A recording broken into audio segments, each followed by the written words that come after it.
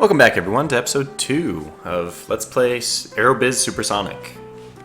This is my second turn, so we're in July of 2000 instead of April. This game does progress in 3-month turns, so quarters. Every turn is a quarter, so you can see your quarterly earnings, and in fact, let's go ahead and do that right now. So we can see that the main expenditure, so if we wanted to color code these things as expenses or profits, this would be green and everything below it would be red. So we're making 54 million a turn right now. We have 7 million in expenses, well let's just call it 8 million in expenses in airline costs. That's just the maintenance fees for running a route. So I could get this down to 0 only by canceling all my routes, which of course would also cancel all my incoming sales. Now the other things are more recurring fees. I have my slot cost, which I told you is going to be the second largest number, and indeed we see here it is. The other thing is ad costs, but I just leave these 3 things at maximum. The amount of money the cost per turn is low enough that I don't want to mess with it, and possibly, I know that repair costs, service costs, these can lower your passenger counts because you can actually have airplanes go down with like emergency trouble. Like there's no airplane crashes I think, but they do have like, oh, this airplane had to make an emergency landing with engine trouble or whatever. Okay, so slot costs, you can see it's higher almost by double than any other number besides these airline costs, which are unavoidable. So that's why I want to keep slots as low as possible. And we could, if we wanted, go ahead and check out the financial information for anybody else. So Air Canada, you can see that I'm at 2.1 billion, and Air Canada is at 0.9 billion. So we're doing pretty good compared to them, have over double their amount of money. Their expenditures are, well, pretty low overall. Yeah, I would say pretty low. Their advertising cost is like a third of mine. So the Rome people have about 1.5 billion left. And Rio also has about 1.5 billion. Okay, so we're doing better than everyone. I think that's because we just started with more money. A lot of these other AIs haven't even opened up routes yet, and the initial cost to start a flight is pretty high. I didn't pay close attention to it because it's a fee you have to pay no matter what, but you gotta spend money to make money basically. However, if we were to look at the actual cost to fly places, I think maybe this will even say it. If I just pretend to New York to Miami, we could see the cost here would be 79 million, or any of these will be higher, 94. Because again, this is based on population and economy, and the population and economy for Houston and Dallas I think is just pretty high. Let's see what it is for Los Angeles. Yeah, because population's higher there. What would it be for here? Only 89 million. So if I want to go into direct competition with Vancouver, I can actually go ahead and start buying some slots in Vancouver. To me it's a little weird, but it doesn't actually matter. If you fly to Seattle, that doesn't cover any of the people who want to fly to Vancouver, as far as I know. Each one of these is independent. So flying like to New York and then also flying to Philadelphia would just be an acceptable thing, even though if you were charging like $1,000 more to fly to New York than Philadelphia, probably people would just fly to New York or fly to Philadelphia and then bus or whatever to New York. So okay, that being said, what do we want to do on this turn? We want to look at our current existing flights. So this is the important thing to look at once you've begun flying places. So from now on, we will always look at this first.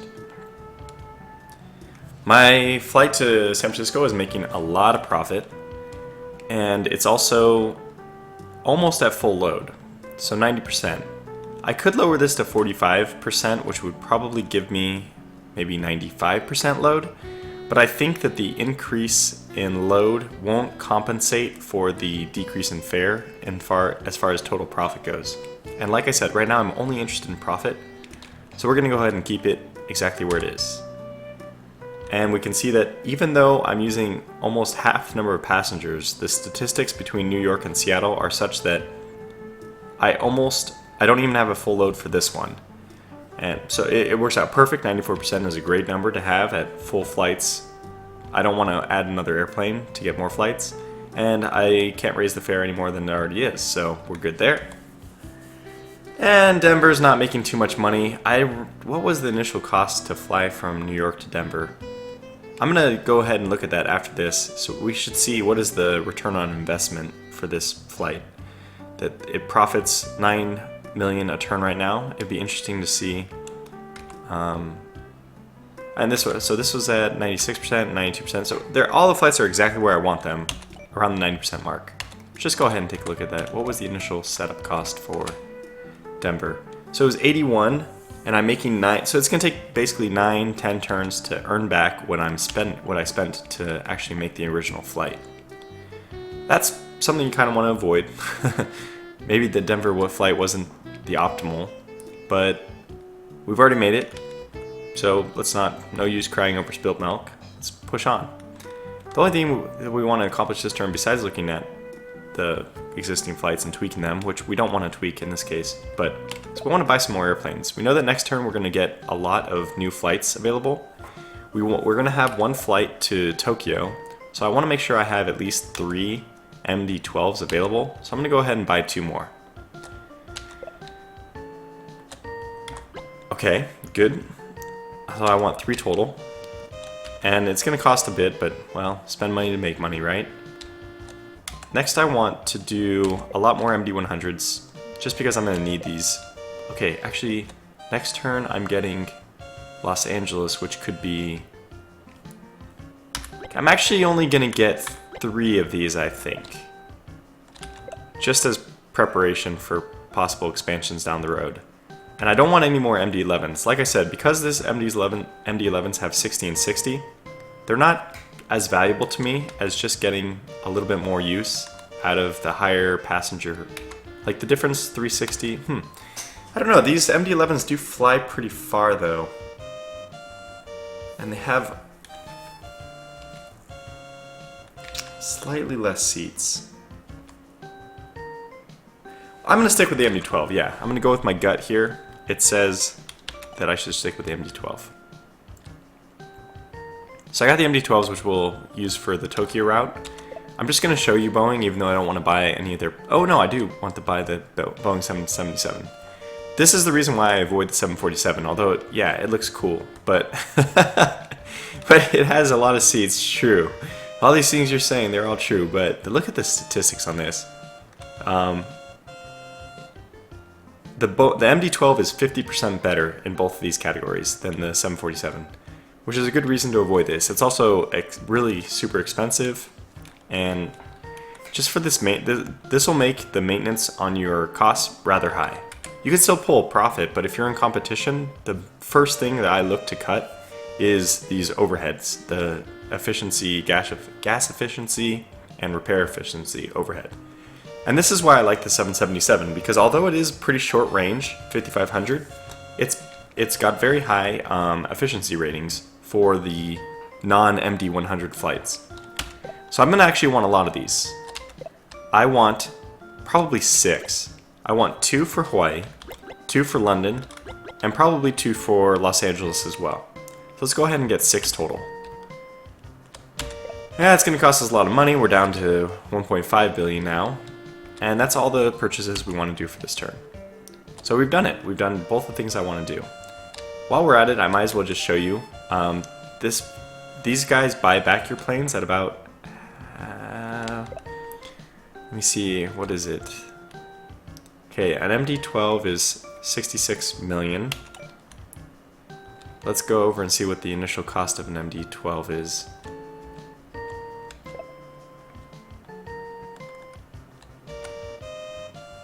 Oh, okay, so they buy it back at about 2/3. 66 versus 96. That's not exactly right, but it's very close. So about 2/3 the price. Which means if we do get a promotion saying we'll sell you planes for half off, I guess it's actually better to buy everything.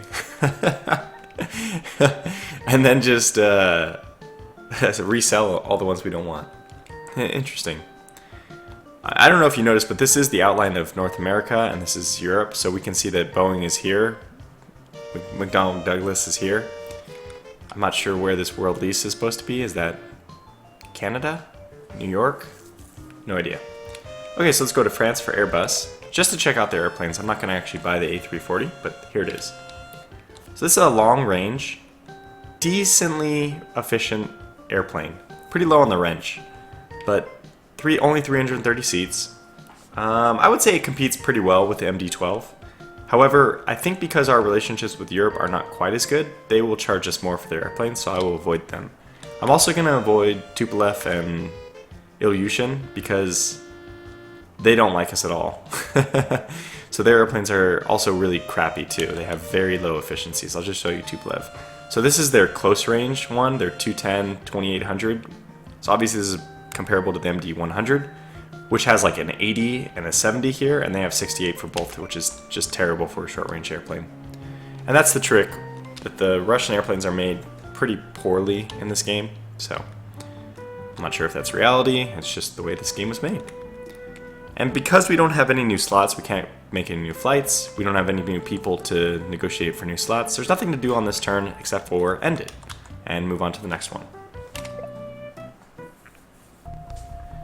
Alright, they're negotiating with Chicago. Chicago is a great city to fly to, but it's a little too close for us, so we're going to avoid it. And the Olympics always begins in Sydney in 2 quarters after the beginning of this era.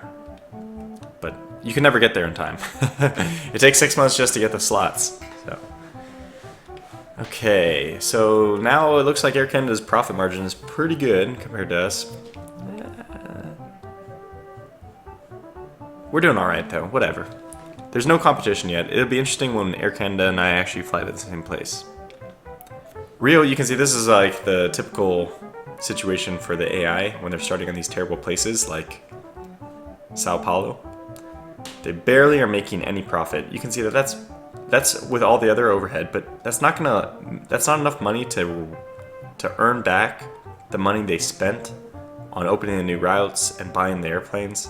So, and obviously I don't know what Air Rome is doing. They just haven't even opened up a flight yet. You can't make money with no flights.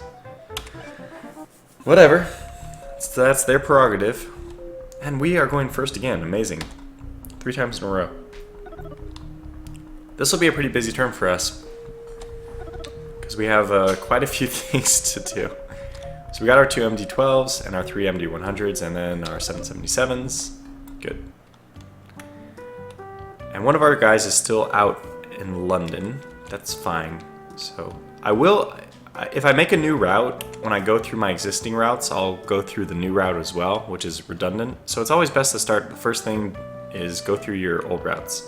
I don't suspect anything has changed, to be honest, because we haven't changed anything to make any difference. Now what I'm going to do is actually buy, on this turn, a travel agency or probably actually a bus depot in New York, which will increase passenger fare to all these places. Okay, for now, let's go ahead and create our new routes since we didn't have any adjustments to make.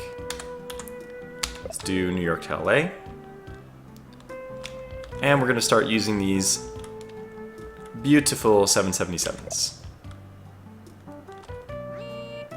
We might as well just go try to use all of them. Because Los Angeles' tourism, I think, is lower, we might not actually fill this flight. I'll go ahead and put it at 50%, but if I remember correctly, Los Angeles' tourism is lower than San Francisco, which is understandable. Yeah, it's only 48. In fact, the population of Los Angeles is 4.4. I mean, they have the population of San Francisco as 0.9, which might be the actual city of population, city of San Francisco, but if you include, like, I don't know, Oakland and the other parts of the Bay, if you just did Bay Area population, I'm sure it's closer to 2 million. So, okay, let's also open a new flight to Honolulu. Yes, exactly that. Again, we'll be using our 777s on this route. Oh, wow. We will use 3 of them, because I'm pretty sure Honolulu is worth the effort to get all of these. And we'll see next turn just how good of a flight that this is.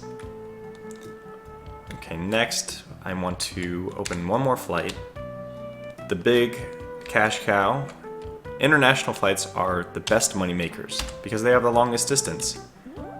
This is actually the reason why the game won't let you fly from New York to Tokyo and then also New York to Manila, for example. You can only do international flights. Man, I have such a hard time with words sometimes. Between hub cities and other hub cities. The green are hub cities. The white mean you can fly there, but oh, it's a minor city. You can see minor city. You can't build a hub there.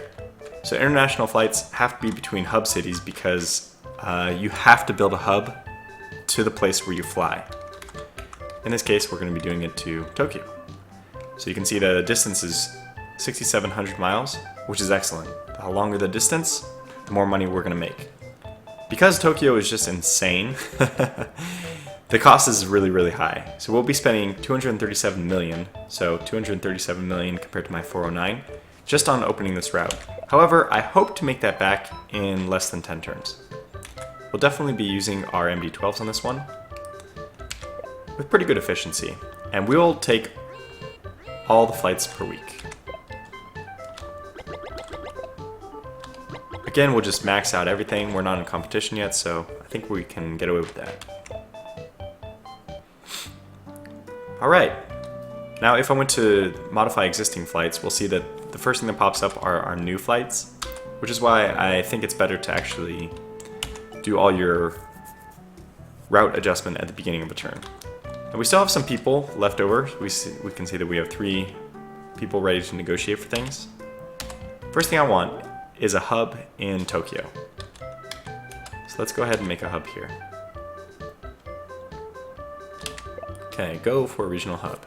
We can see that it's going to cost about 15 million to set up, but that's fine. It's really important to get the hub there, so yes, we definitely want a regional hub in Tokyo. Get right on it, please do. Got some nice music. Now, I've played as Tokyo many times, and this is the music which will play in your head for hours after you played the game. With the clapping and everything, it's pretty nice. Well, that's my opinion. Alright, back to New York. We want to negotiate, what was I gonna... oh yes, I want to buy a business here. I want to buy the bus route, I think. It's going to increase the passengers who want to go on our flights. So let's go ahead and do it. Shuttle service, that's the one. Yes, it's a very cheap cost. I don't know if it actually makes money for us, but it increases our passenger rate more than enough to compensate for the actual purchase cost. It by itself is going to make money or lose money, a small amount per quarter. But that amount is much less significant compared to like the amount of passengers it'll add to other flights. That's really going to be the main source of revenue from that purchase. Where else do we want to fly? I don't want to ask for more slots yet in Tokyo, although I do want more slots there. Because right now it should take 6 months and I can only get 5, I think. Yeah. But if you wait one more turn, I'm not sure if it'll go down to 3 months or if it'll still be 6 months, but I'll be able to ask for up to 14. We'll see that mechanic in a second. We don't want this lady sitting idle, so what should we do with her? I guess what we'll do is start negotiating for slots somewhere else. I think Tokyo, Singapore is a really good moneymaker. So let's go ahead and do that. Yeah, especially because it's going to take 9 months. Okay, that's fine. Perfect. That's all the slot negotiation we can do. In fact, I think that's basically all the stuff we need to do for this turn. We bought our new business. I don't know if I already took if I've already taken a look at the graphs for this turn. Yeah, our slot cost is pretty high. Ad cost is going up though. It's because, I should show you that where that numbers actually come from. If you go to this is your budget allocation. I'm choosing max, which means I want to improve in every way. Our current wrench is at a 90 and I'm maximizing it, so it looks like the next turn it's not going to go any higher, it'll just stay at 90. For advertisement, I have a 74 right now, which is this green bar, but we're expected to increase this maybe to 84 or something next turn, because the budget is maximum. I just choose not to change these at all. You could, but the amount of money you spend on these things, I think, is not as much as the return on investment. You get more out of it. And I'm just worried, I don't really know the mechanics very well, so I'm happy to leave it, just taking the losses and extra money. There might be a little bit more of an efficient system you could use. And hey, we're only down to $1 billion now, so gotta be a little careful. However, I think that these routes will start making their money back pretty quick for us. Let's hope. Okay, so let me go ahead and I'll call this video to a close. Actually, I'll end the turn first and then we'll call this video to a close. Let's see what everyone else does first. So they did Rome to Athens, that's a good one. More negotiations. They're flying to Atlanta and Tokyo. Oh, so we do have competition. That does suck. Because I did set my fare to 50%. We might not be fully loaded on that one because they're stealing some of our passengers. Alright, Athens is a current hotspot, which is how perfect for the AI to just fly to Athens and then get the tourism hotspot random event there. Alright, let's see. So we're doing good. We have 7 flights now. We have a good number of passengers. So we have more than double the number of passengers of Air Canada, even though we only have double the number of cities. Actually, we have less than double. They have 4 and we have 7. So that's a good sign. And again, the profit margin is the main thing. We're making, 125 million per quarter. That's good. Obviously, we need this number to accrue for a long time because we just spent a ton of money. So we're down to only 1 billion. But according to this, in 8 more turns, we'll be back up to 2 billion. That's not true because we'll be spending money and it won't work that way. But in principle, it could happen. So Cuba's going around and asking for some whatever. We already agreed to Iran's deal, right? I forget. I saw them order 747s. That's a good sign for me because those planes are very inefficient. Okay, here we are. Yes, we're here. What's going on? Okay, we opened the regional hub in Tokyo. We'll send her right back over to Tokyo. We bought a shuttle service in New York. It's going to increase our passengers. Yes. Finally got the routes to London so we can fly there. Ah, Cuba wants to go.